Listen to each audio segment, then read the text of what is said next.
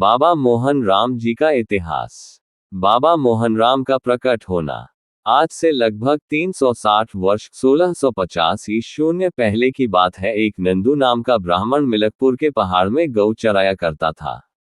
वह सालावश का रहने वाला था तथा श्री कृष्ण भगवान में उसकी अटूट आस्था थी। वह हमेशा श्री कृष्ण भगवान के चरणों में ध्यान लगाए रहता था। समय के साथ साथ उसकी भक्ति भी बढ़ती चली गई। भगवान की भक्ति करना और गौ चराना ही उसका बस यही काम रह गया था। उसकी इस अटूट आस्था को देखकर श्री कृष्ण जी ने उसे दर्शन देने की सोची। फिर क्या था, प्रभु ने अपनी लीला रच दी। एक गाय रोज आती और नंदू भक्त की गांव में आकर मिल जाती और साथ साथ चरने लगती। नंदू उसकी भी देखभाल कर देता। धीरे धीरे समय बीतता गया। गौ रोज आती, उसकी गौओं में आकर चरने लगती। दिन भी गौओं के साथ चरती और शाम को जब नंदू अपनी गौओं को पहाड़ से उतार कर लाता तो वह गरुओं के साथ से अलग होकर दूसरी तरफ पहाड़ में ही चली जाती। ये सिलसिला लगभग 1 वर्ष तक लगातार चलता रहा। नंदू ने इस बात पर कोई ध्यान नहीं दिया। एक दिन की बात है कि जब शाम हो जाने पर वह अपनी गायों को वापस लाने लगा और वह गाय अन्य गायों से बचकर अलग जाने लगी। तो उसने सोचा कि यह गाय रोजाना आकर मेरी गौओं से आकर चरती हैं और शाम को अलग होकर दूसरी तरफ चली जाती है। आज मुझे ये देखना चाहिए कि ये गाय कहाँ से आती है, वह किसकी है। अतः वह दिल में यह विचार कर उसे गौ के पीछे पीछे हो लिया। आगे आगे गाय और पीछे पीछे नंदू भक्त। कुछ दूर जाकर उसने देखा कि वह गाय एक गुफा के अंदर जा रही है। वह उस गाय के साथ साथ गुफा के अंदर चला गया। उस गुफा के अंदर उसने जाकर देखा कि वहां एक धूना है। उस पर एक बहुत ही तेजस्वी अलौकिक महात्मा तप कर रहा था। उसके तेज से देखकर नंदू जान गया कि जरूर यह कोई बहुत बड़ा संत महात्मा है। उसने जाकर उस महात्मा को दंडवत प्रणाम किया। उसकी आवाज सुनकर महात्मा ने अपने नेत्र खोले और प्रेम भरी मुस्कान बिखेरता हुआ वह नंदू से बोला, आओ नंदू बैठो, कैसे आना हुआ। वह उसके मुंह से अपना नाम सुनकर हैरान रह गया। वह सोचने लगा कि इसे मेरा नाम कैसे पता चला। वह उसके चरणों में सिर नवाकर उसके पास ही बैठ गया। कुछ देर मौन रहने के बाद बाबा बहुत ही मधुर स्वर में उसे संबोधित करता हुआ बोला, हे नंदू, तुमने मेरी गाय को 1 साल चराया है, अतः तुम्हारी 1 साल की चराई बनती है। मैं तुमसे बहुत खुश हुआ। मांग तो तुझे क्या मांगना है। नहीं बाबा, मुझ कुछ नहीं मांगना है, आपके दर्शन हो गए, यही क्या कम है। रही बात चिराई की, तो जब मैं अपनी इतनी गौओं को चराता हुआ तो आपकी एक गाय भी चरा दी, इसमें मुझ पर क्या जोर पड़ गया। नंदू भाव विभोकर हाथ जोड़ता हुआ बोला, नहीं नंदू, मेरी गाय की घिराई तो तुमको लेनी ही पड़ेगी। अगर तू नहीं भी लेना चाहे तो भी मैं इसके बदले तुझे कुछ अवश्य देना चाहता हूँ। बाबा ने मुस्कुराते हुए फिर कहा, हे नंदू, आज से तू मेरा परम भक्त बन गया है। मैं तुझे यह वरदान देता हूँ कि कोई भी दुखिया तेरे दर से खाली हाथ नहीं जाएगा। मेरा नाम लेकर अपने मुख से जिसको आशीर्वाद दे देगा वह अवश्य ही पूरा होगा। यह मेरा वचन है। तेरे वंश में 7 पीढ़ी तक मेरा कोई न कोई भक्त होता रहेगा, यानी तेरे वंश के ऊपर मेरी मेहर बनी रहेगी। आज से तू मुझे बाबा मोहनराम के नाम से जपना और आगे चलकर यही मेरा नाम भक्तों को दुख दूर करने वाला होगा। बाबा मोहन राम का प्रकट होकर भगत कान्हा को दर्शन देना। प्रिय भक्तों, आलूपर ग्राम में एक गोवर्धन नंबरदार रहते थे। उसका स्वभाव बड़ा तेज था। एक कान्हा नाम के पंडित जी उसके पास रहते थे, जो उसकी गौओं को चरा दिया करते थे और घर का अन्य काम काज भी कर दिया करते थे। पंडित जी बड़े धार्मिक विचार के थे। वे बाबा की भक्ति सदा नेम से किया करते थे। नंबरदार ने एक दिन उसे जमा के पैसे भरने को दिए। जमा के पैसे झिवाना कस्बे में भरे जाते थे। दिन ढल गया था। पैसे भरकर वासी आने में रात हो सकती थी। रास्ते में जंगल पड़ता था। उस समय जंगल में जंगली जानवरों की संख्या ज्यादा थी। डर की वजह से पंडित जी उसी समय जाने की बजाय दूसरे दिन सवेरे से वक्त से जाने को कह दिया। मगर उसकी इस हुक्म अदूली के कारण नंबरदार भड़क उठे, जिसे दंडस्वरूप कांटों की बाढ़ पर नंगे पैर सर पर भारी पत्थर रखकर बाढ़ खुदवाए। सर पर भारी वजन का पत्थर नंगे पैर बाढ़ खूंदते वक्त उसके पैर लहूलुहान हो गए। खून की धार बह निकली। इतना दंड देने के बाद भी नंबरदार का दिल नहीं भरा। फिर उसके नंगे शरीर पर कोड़े बरसाने लगा। खूनों की मार से उसका सारा शरीर छलनी हो गया। शरीर से खून बहने लगा। इतना सब करने के बाद उसने उसे उसी वक्त झिवाना जाने का आदेश दिया। पंडित जी जमा के पैसों के लेकर कराहता हुआ उसी वक्त झिवाना कस्बे की तरफ चल दिया। दर्द के मारे उसका बुरा हाल था। पैरों में घाव हो जाने की वजह से उससे चला भी नहीं जा रहा था, क्योंकि समय बड़ा बलवान होता है। समय बिगड़ी होने की वजह वजन का पत्थर नंगे पैर बाढ़ कूदने वक्त उसके पैर लहूलुहान हो गए, खून की धार बह निकली। इतना दंड देने के बाद भी नंबरदार का दिल नहीं भरा, फिर उसके नंगे शरीर पर कोड़े बरसाने लगा। कोड़ों की मार से उसका सारा शरीर छलनी हो गया, शरीर से खून बहने लगा। इतना सब करने के बाद उसने उसे उसी वक्त झिवाना जाने का आदेश दिया। पंडित जी जमा के पैसों को लेकर कराहता हुआ उसी वक्त झिवाना कस्बे की तरफ चल दिया। दर्द के मारे उसका बुरा हाल था। पैरों में घाव हो जाने की वजह से उससे चला भी नहीं जा रहा था, क्योंकि समय बड़ा बलवान होता है। समय बिगड़ी होने की वजह से वह लाचार था। इस बेरहम समय ने राजा हरिश्चंद्र जैसे महादानियों पर भंगी के घर पानी भरवा दिया। समय के कारण राजा नरजैस्या ने दर दर की ठोकर खाई। ये सब बिगड़ी समय का ही प्रभाव था, जिसकी वजह से वह बेचारा पंडित इतने निर्दयी का इतना अत्याचार सह रहा था। अपने भाग्य को कोसता हुआ वह बेचारा जंगल से गुजरा हुआ जा रहा था। अचानक उसके पैर ठिठक गए। उसने देखा कि आगे एक बालक उसका रास्ता रोके खड़ा है। बालक के चेहरे पर चंद्रमा के जैसा तेज चमक रहा था। उसके सर की भूरी भूरी लटाएं पैरों तक लटक रही थी। उसके शरीर से सूर्य की किरण जैसा तेज निकल रहा था। इतने तेजस्वी बालक देखने का तो सवाल ही नहीं, उसने सुना भी नहीं था। वह उस बालक को कोई भूत प्रेत समझकर पीछे लौटने लगा। वह जैसे ही पीछे की तरफ मुड़ा तो उसके पीछे शेर खड़ा था। उसने डरकर दूसरी तरफ अपनी नजर घुमाई। उसने देखा कि उसके सामने तो वह अलौकिक बच्चा, अगल बगल व पीछे शेर खड़े हैं। वह डर की वजह से बेहोश होकर गिरने ही वाला था कि उस दिव्य बालक की मीठी आवाज गूंज उठी। हे भगत, तो घबरा मत, मैं बाबा मोहन राम ही हूँ। मैंने तेरे दुखों का निवारण करने को ही तुझे दर्शन दिए हैं। तो चिंता मत कर, आज रात को ठीक 12 बजे साधु वेश में मैं तुम्हारे घर आऊंगा। तुम मेरा इंतजार करना। इतनी कहकर वह बालक रूपी बाबा मोहन राम वहीं अंतर्ध्यान हो गया। बाबा के इस रूप के दर्शन करके वह धन्य हो गया। खुशी के मारे उसका रोम रोम खिल गया। शाम का खाना पीना खाकर वह बाबा मोहन राम का इंतजार करने लगा। रात के ठीक 12 बजे उसके दरवाजे पर हल्की सी दस्तक हुई। पंडित जी इंतजार में तो बैठे ही थे। उसने भागकर दरवाजा खोलकर देखा तो उसकी खुशी का ठिकाना ना रहा। सामने माथे पर त्रिपुंड लगाए, हाथ में चिपटा कमंडल थामे खुद बाबा मोहन राम उसके सामने साक्षात रूप में खड़े थे। वह दौड़कर बाबा के चरणों में गिर पड़ा, फिर घर के अंदर ले जाकर अपनी पत्नी सहित बाबा की विधिवत पूजा अर्चना की। बाबा के सामने अत्यंत दीन भावना से हाथ जोड़कर दोनों ब्राह्मण ब्राह्मणी हाथ जोड़कर बोले, हे बाबा, आज आपने हमें साक्षात दर्शन देकर हमें धन्य कर दिया। बड़े बड़े ऋषि मुनियों को भी आपके दर्शन दुर्लभ है। बाबा, आपने हम पर अपार कृपा की है। हम तो इतने अज्ञान अधमा, आपकी पूजा पाठ भी सही तरीका से नहीं जानते।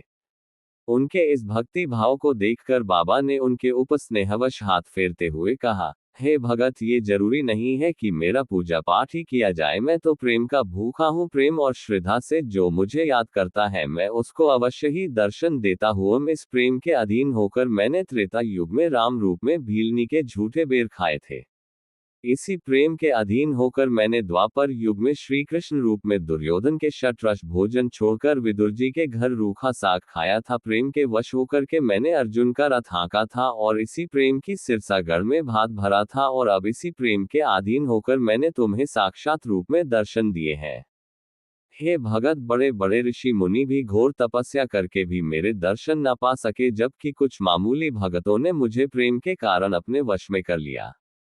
अतः सच्चा प्रेम पूजा पाठ से कहीं ज्यादा फलदायक होता है। तुम्हारे मन में मेरे प्रति अगाध प्रेम था, इसी वजह से मैंने तुम्हें साक्षात दर्शन दिए हैं।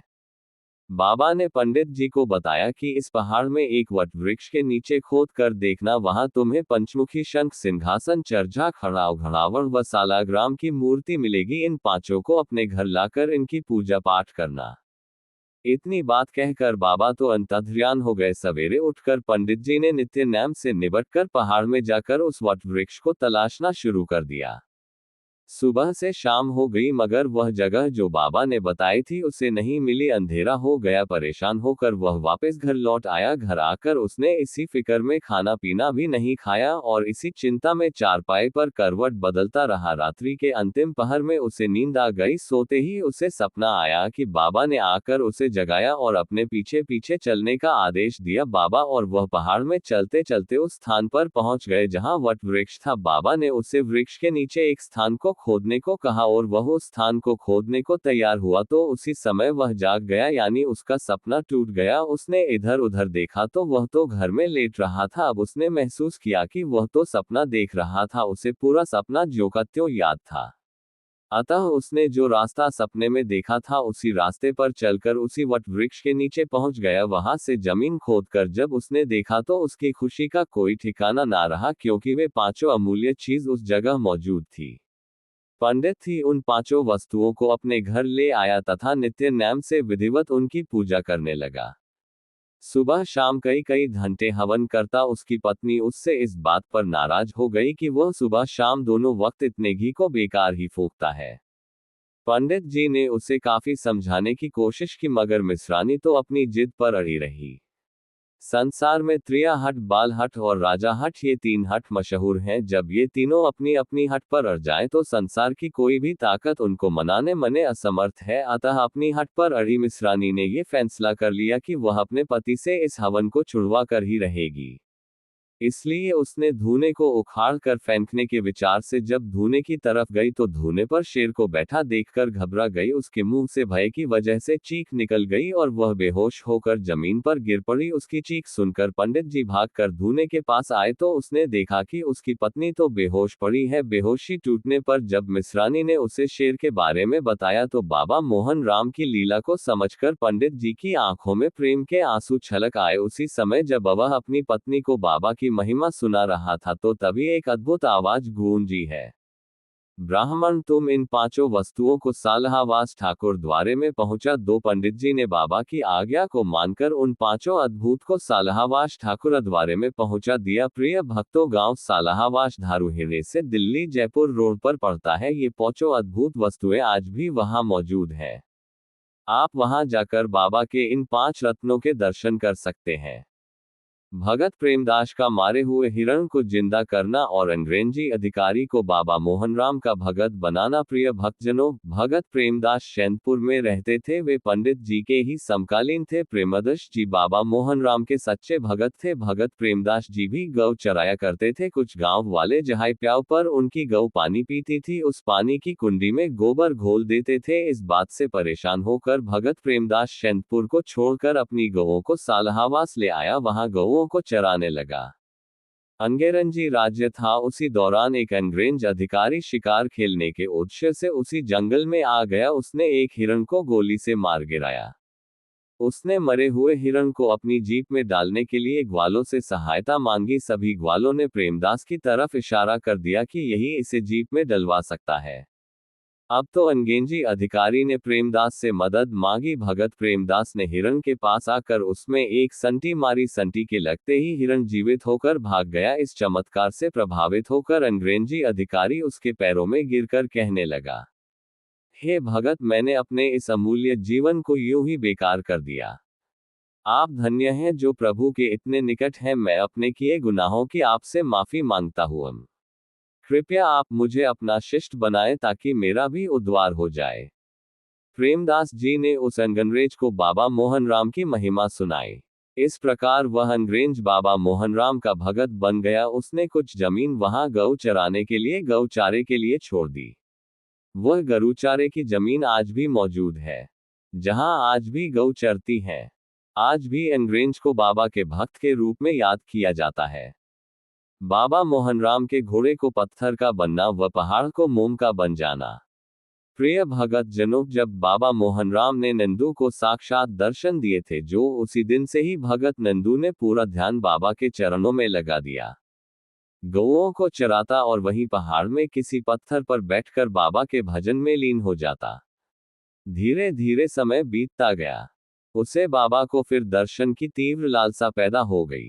अब तो वह दिन रात यही माला रटने लगा कि हे बाबा, मुझे दर्शन देकर मेरी आत्मा की प्यास को बुझाओ।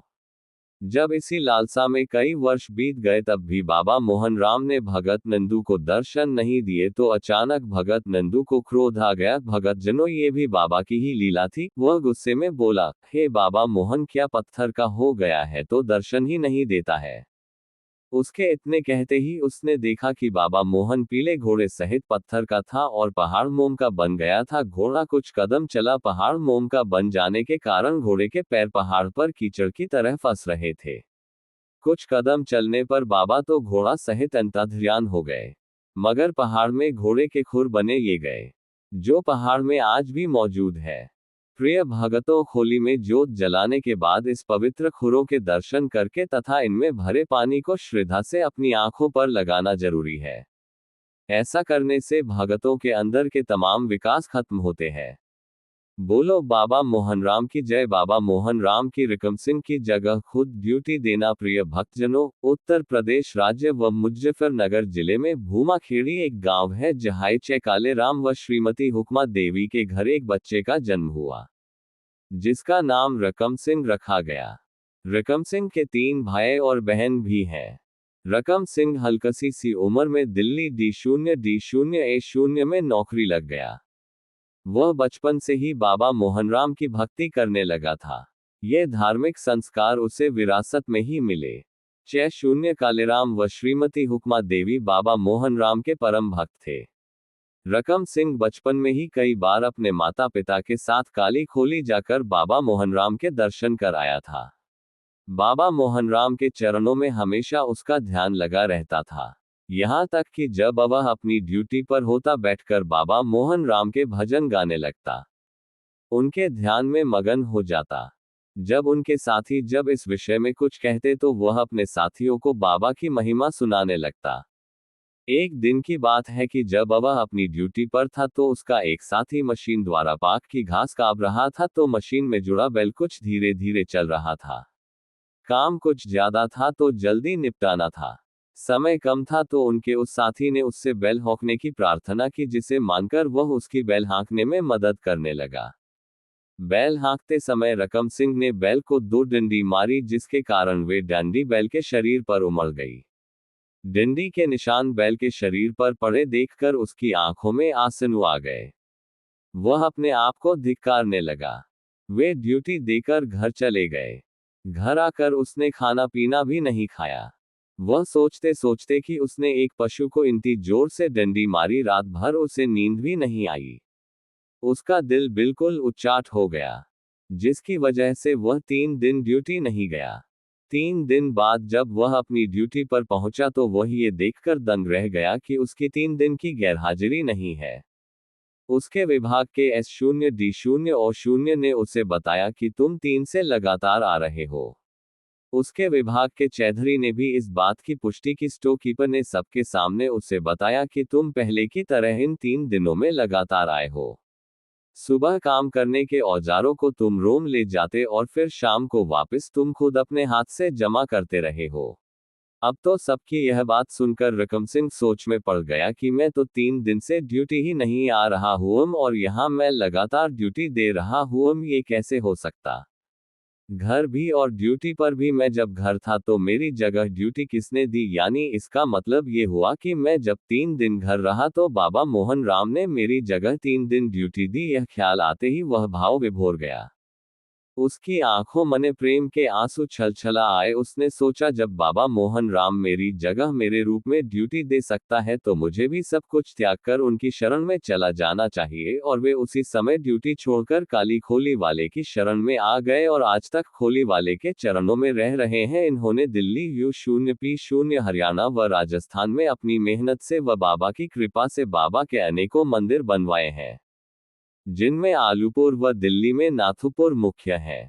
ये मंदिर देखने योग्य है। इनकी सादगी व चेहरे के तेज के आगे भक्तों का मस्तक अपने आप झुक जाता है। इनकी सबसे बड़ी विशेषता यह है कि अन्य भक्तों की तरह ये कभी खेलते नहीं है। इन्होंने अपने श्रीमुख से एक बार जो वाक्य निकाल दिया वह हर हालत में पूर्ण होता है। इनके सामने पहुंचने पर नास्तिक से नास्तिक भी बाबा मोहन राम में विश्वास करने पर मजबूर हो जाता है। इनकी आंखों में अपने चेलों के प्रति जो अपनापन झलकता है उसका उल्लेख करना बड़ा मुश्किल है। उनके चेहरे पर देखकर ऐसा प्रतीत होता है मानो सामने खुद बाबा मोहन राम साक्षात रूप में बैठे हैं। इनके शिष्यों की संख्या के बारे में अनुमान लगाना असंभव है। हजारों दुखिया इनके वचन और बाबा की कृपा करे संकटों से छुटकारा पा चुके हैं।